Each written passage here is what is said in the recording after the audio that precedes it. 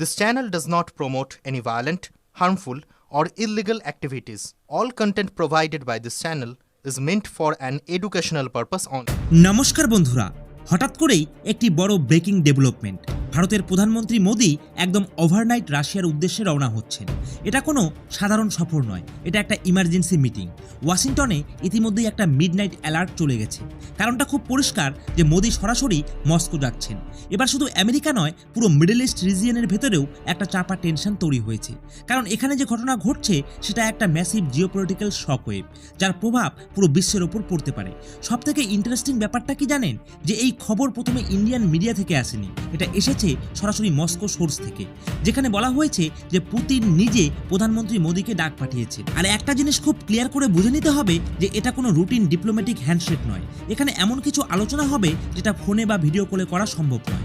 আর একটা বড় পয়েন্ট, মোদিজি নিজে যাচ্ছেন না, পুতিন তাকে ডেকেছে। মানে এটা একটা হাইস্টেক ইমার্জেন্সি মিশন। এখন প্রশ্ন যে পুতিন হঠাৎ কেন এই পদক্ষেপ নিলেন, আর মোদিজি কেন এত বড় রিস্ক নিয়ে যাচ্ছেন? ধীরে ধীরে সব খুলে বলবো, কিন্তু এখানে একটা গুরুত্বপূর্ণ কথা যে ভারতেরও কিছু স্ট্র্যাটেজিক মিস্টেক হয়েছে, যেটা এখন হয়তো ঠিক করার সময় এসেছে। এখন সব থেকে বড় প্রশ্ন, এই মুহূর্তে যখন গ্লোবাল ওয়ার্ল্ডে ওয়ার সিচুয়েশন চলছে, যখন আমেরিকা তার অ্যালায়েন্স খুঁজছে, ঠিক তখনই কেন ভারতের প্রধানমন্ত্রী স্টর্মের ঠিক মাঝখানে ঢুকে পড়ছেন? হ্যাঁ, আমি আই টু দ্য স্টর্ম বলছি, কারণ এখন বিশ্বজুড়ে টেনশন একদম বয়লিং পয়েন্টে পৌঁছে গেছে। এই অবস্থায় মোদির পুতিনের সঙ্গে দেখা করতে যাওয়া এটা শুধু একটা ডিপ্লোমেসি নয়, এটা হলো পিওর ইকোনমিক সার্ভাইভাল স্ট্র্যাটেজি। কারণ দুই দেশের লড়াই। এখন বিশ্ব এক ব্রুটাল এনার্জি ক্রাইসিসের মধ্যে দিয়ে যাচ্ছে। রাশিয়া নিজের ক্রাইসিস নেই, কিন্তু রাশিয়া চায় ভারতকে নিজের দিকে টানতে। আর ভারত এখানে আমরা মাঝখানে আটকে গেছি একটা চলমান সংঘর্ষের ভেতরে। আর সত্যিটা হলো যুদ্ধের সব থেকে বড় প্রভাব পড়েছে আমাদের ওপরই। এখন আসি কিছু হার্ট হিটিং হার্টস ফ্যাক্টরের দিকে। গত কয়েক বছর ধরে আমরা রাশিয়া থেকে ডিসকাউন্টেড ওয়েল কিনে নিয়ে এসেছি। এটা গোল্ডেন ফেজ ছিল আমাদের জন্য সেটা, কিন্তু এখন সেই সময়টা শেষ। হ্যাঁ, এটা শেষ করেছে রাশিয়া, কিন্তু এখন প্রশ্ন ওঠে হঠাৎ রাশিয়ার মনোভাব বদলে গেল কেন? আর এর সোজা উত্তর যে রাশিয়া বদলায়নি, বদলেছে ভারতের স্ট্যান্স। জানুয়ারি মাস থেকেই ভারত ধীরে ধীরে রাশিয়া থেকে দূরে সরে যেতে শুরু করে, আর নিউ দিল্লি ধীরে ধীরে ওয়াশিংটনের দিকে ঝুঁকতে শুরু করে। রাশিয়ান ওয়েল ইম্পোর্ট কমতে শুরু করে। আমরা প্ল্যান করেছিলাম ধীরে ধীরে 10% করে কমাবো, কিন্তু বাস্তবে যা হয়েছে, জানুয়ারিতে রাশিয়া থেকে ভারতের ওয়েল পারচেজ ছিল লাস্ট 44 মাসের মধ্যে লোয়েস্ট। এক সময় যেখানে আমাদের ডিপেন্ডেন্সি ছিল প্রায় 45%, সেটা নেমে এসেছে 20%-এর নিচে। মানে পুরো এনার্জি ইকুয়েশনটাই বদলে গেছে। এবার একটু ছবিটা পরিষ্কার হয়ে আসছে। ওয়াশিংটন তখন ইতিমধ্যেই ভারতের ওপর হেভি প্রেসার তৈরি করেছিল। এমনকি আমেরিকার তরফ থেকে সরাসরি দাবি করা হয় যে আমরা ভারতকে ঝুঁকতে বাধ্য করেছি। ট্রাম্প তো এক ধাপ এগিয়ে গিয়ে বলেই দেন যে আমি বলেছিলাম রাশিয়ান তেল বন্ধ করতে, আর ভারত সেটা মেনেছে। আর এর বিনিময়ে কি হয়েছে? যেখানে আগে 50% ট্যারিফ চাপানোর কথা ছিল, সেটা কমে হয়ে যায় মাত্র 18%। মানে একটা পরিষ্কার ডিল হচ্ছিল, তুমি রাশিয়া থেকে দূরে সরে যাও, আমরা তোমাকে ট্রেড বেনিফিট দেব। আর সেই সময় ভারতের স্ট্যান্স একদম ক্লিয়ার ছিল, আমরা ধীরে ধীরে ওয়েস্টের দিকে শিফট হচ্ছিলাম। রাশিয়ার সঙ্গে রিলেশন নোটিসেবল ভাবে কুল ডাউন হচ্ছিল, সব ঠিকঠাকই চলছিল। কিন্তু ঠিক তখনই একটা বড় ধাক্কা আসে, যখন মিডল ইস্টে শুরু হয় ম্যাসিভ ওয়ার।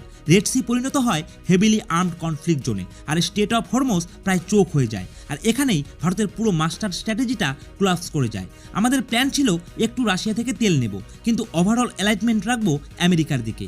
কিন্তু যুদ্ধ শুরু হতেই যে ম্যাসিভ ডিসকাউন্টটা আমরা পাচ্ছিলাম, সেটা এক রাতে ভ্যানিশ হয়ে যায়। ভাবুন একবার, যেখানে আমরা $1 বিলিয়ন সেভ করেছিলাম, সেখানে এখন ভারত কমপ্লিটলি কনসার্ন। আর এর সব থেকে টুইস্টটা কি জানেন? যে এখন সেই একই রাশিয়ান তেল কিনতে আমাদের দিতে হচ্ছে ম্যাসিভ প্রিমিয়াম প্রাইস। রাশিয়া সোজা বলে দিচ্ছে ইন্টারন্যাশনাল মার্কেট প্রাইস 110, কিন্তু চায়না আমাকে অলরেডি 120 অফার করেছে, তুমি কত দেবে? এবং বাস্তবে ভারতকে $20 থেকে $25 এক্সট্রা দিয়েই সেই ওয়েল কিনতে হচ্ছে। এখানে একটা আইরনিক্যাল জিনিস আছে যে খারাপ সময়ে আমরা ডিসকাউন্ট পেয়েছি, কিন্তু যখন বিশ্বে আসল ক্রাইসিস শুরু হলো, তখন আমরা প্রিমিয়াম দিচ্ছি। And as a return Indian refineries literally bleeding crash. Global price ক্যাপের ওপর দিয়ে পেমেন্ট করতে হচ্ছে, শুধু এই জন্য যে সাপ্লাই সামহাও চালু থাকে। মানে ভারতের পুরো লেভারেজ শেষ হয়ে গেছে। আর তখনই শুরু হয় রিয়েল প্যানিক। একটা ইকোনমিক স্টর্ম ভারতের দিকে এগিয়ে আসছে। ইনফ্লেশন বাড়বে, ওয়েল শর্টেজ হবে, আর গ্যাস স্টোরেজ তো অলরেডি শুরু হয়ে গেছে। আর যদি এটা কন্টিনিউ করে, তাহলে ইন্ডাস্ট্রি শাটডাউন হতে পারে। 10 থেকে 11 বছরের গ্রোথ রিস্কে পড়ে যাবে। আর এই পরিস্থিতিতে প্রধানমন্ত্রী মোদি একটা জিনিস খুব পরিষ্কার করে বুঝে ফেলেন যে এটা শুধু ইকোনমিক ইস্যু নয়, এটা ন্যাশনাল সার্ভাইভাল ক্রাইসিস। তাই তিনি সংসদে দাঁড়িয়ে সরাসরি বললেন যে কমার্শিয়াল শিপসের ওপর অ্যাটাক হচ্ছে, ইসরায়েল আর ইরান দুজনই এক্সক্লেশন বাড়াচ্ছে। এবং তিনি একদম ক্লিয়ার করে বলে দিলেন মিডল ইস্ট থেকে যে সাপ্লাই আসছে সেটা ভারতের lifeline. Crude oil, natural gas, fertiliser সব কিছুতেই শর্টেজ আসতে পারে।